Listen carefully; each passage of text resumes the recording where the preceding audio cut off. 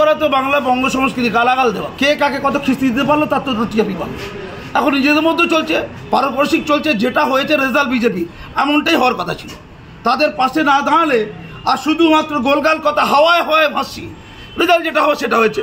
আর মাননীয় যেটা করলে রেজাল্ট ভালো হয়, এই লক্ষ্মীর ভান্ডার জাতীয় করে সংখ্যালঘু ভোট করে ভোট পেয়ে গেছে, এটা পাওয়ার কথা ছিল। বাকিরা জানতো না বটে, কিন্তু কাজী মাসুমেরা জানতো, ফলে আমার কাছে বিস্ময়কর কিছু লাগেনি। কিন্তু আমার প্রশ্ন অন্য জায়গায়, কে জিতলো কে হারলো এটা আমার আলোচ্য বিষয় না। আমার আলোচ্য বিষয় কেন বাংলায় এটা চলবে। অন্য রাজ্য তো আছে, অন্য রাজ্যে কোথাও কোথাও বিজেপি খারাপ করেছে, কোথাও কোথাও অন্য দল খারাপ করেছে, কিন্তু বিজেপি মারতে পারতো। সেখানে বিজেপি তো তাদেরকে ঘরছাড়া করতে পারতো। সে হতে পারে কংগ্রেস, সে হতে পারে অন্য দল, সেখানে হচ্ছে না, শুধু বাংলায় হচ্ছে না। কেন বাংলায়? আর যে দলের লোক তাদের প্রশ্ন দিতে পারে মাননীয়া এত বিপুল ভোট পাওয়ার তার দায় প্রধান তিনি মাহেশ্বরী বাবুর আসুন।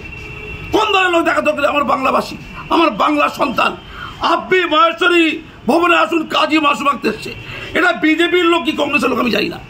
এরা ঝড়খালির লোক, এরা সন্দেশকারীর লোক, এরা বিভিন্ন সুন্দরবনের প্রত্যন্ত গ্রামের লোক। বলুন।